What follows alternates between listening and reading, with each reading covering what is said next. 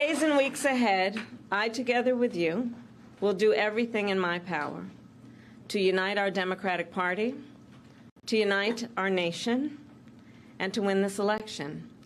You know, as many of you know, before I was elected as Vice President, before I was elected as United States Senator, I was the elected Attorney General, as I've mentioned, of California, and before that I was a courtroom prosecutor.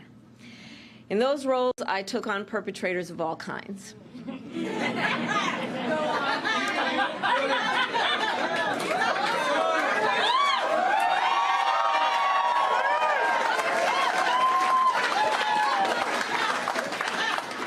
Predators who abused women, fraudsters who ripped off consumers, cheaters who broke the rules for their own gain.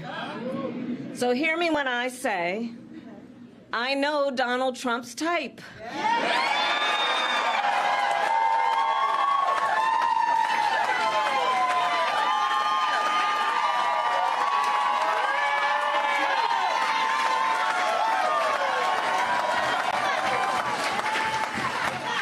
And in this campaign, I will proudly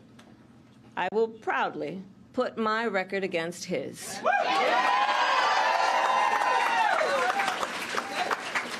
As a young prosecutor, when I was in the Alameda County District Attorney's Office in California, I specialized in cases involving sexual abuse. Donald Trump was found liable by a jury for committing sexual abuse.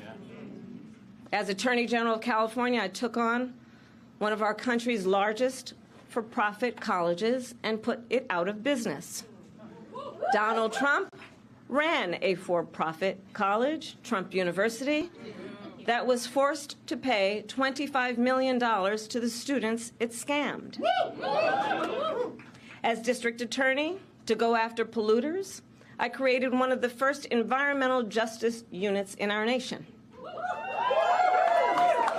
Donald Trump stood in Mar-a-Lago and told big oil lobbyists he would do their bidding for a $1 billion campaign contribution.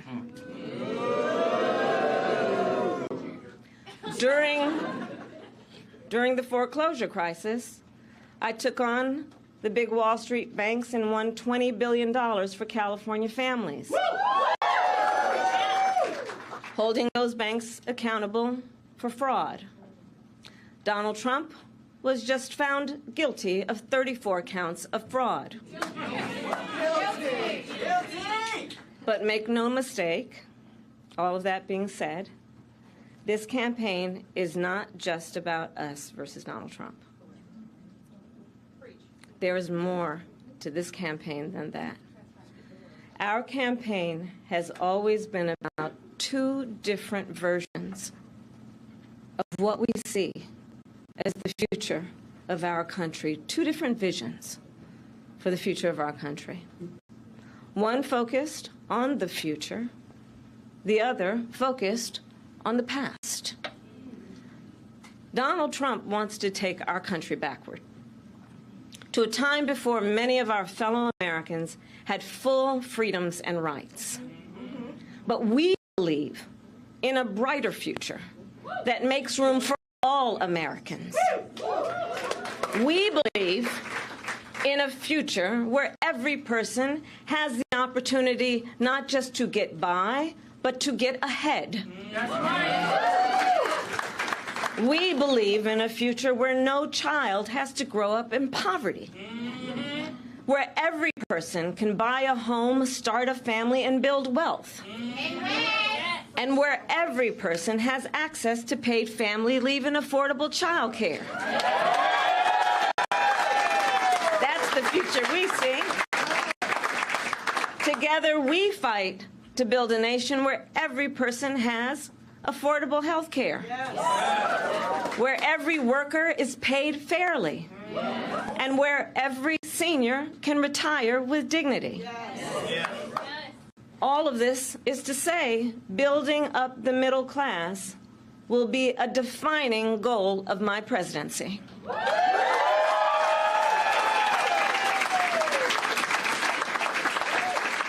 Because we here know when our middle class is strong, America is strong. That's right.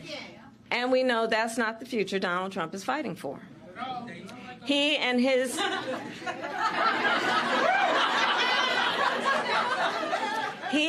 extreme Project 2025 will weaken the middle class and bring us backward. Please do note that.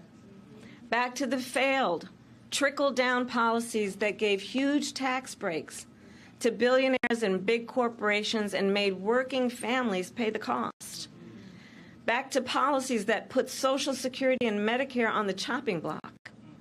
Back to policies that treat health care as only a privilege for the wealthy instead of what we all know it should be, which is a right for every American. Right.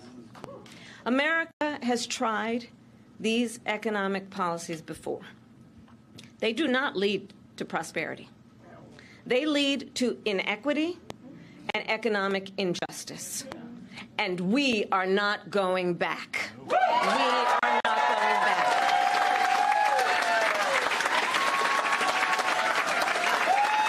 You're not taking us back.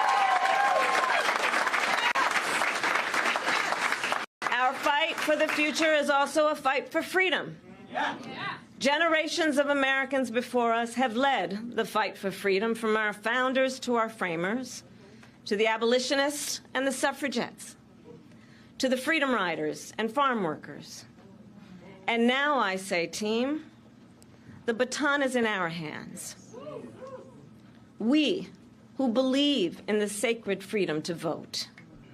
We who are committed to fight to pass the John Lewis Voting Rights Advancement Act and the Freedom to Vote Act.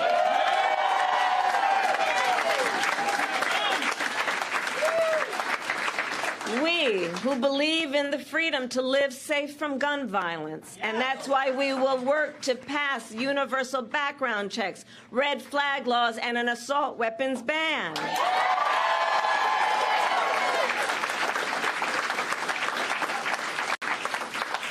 We who will fight for reproductive freedom, knowing if Trump gets the chance, he will sign a national abortion ban to outlaw abortion in every single state, but we are not going to let that happen.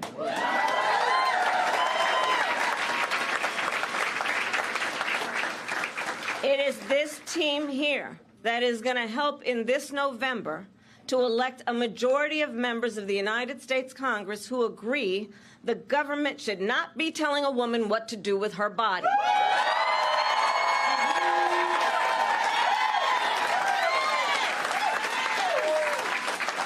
And when Congress passes a law to restore reproductive freedoms, as President of the United States, I will sign it into law.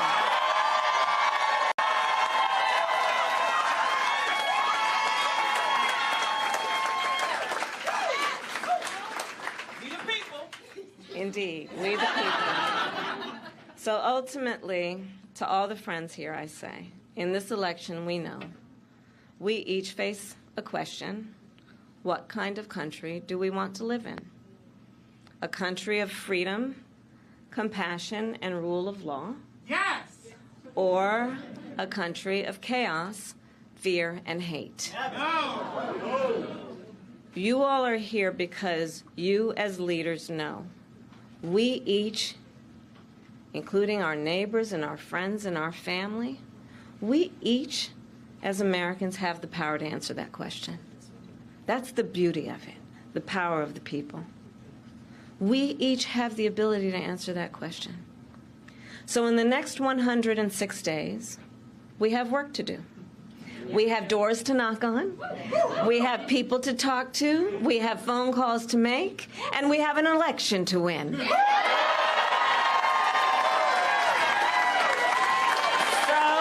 you ready to get to work?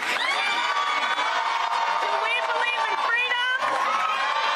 Do we believe in opportunity? Do we believe in the promise of America? And are we willing to fight for it? And when we fight, we win. God bless you all, and God bless the United States of America and Joe Biden.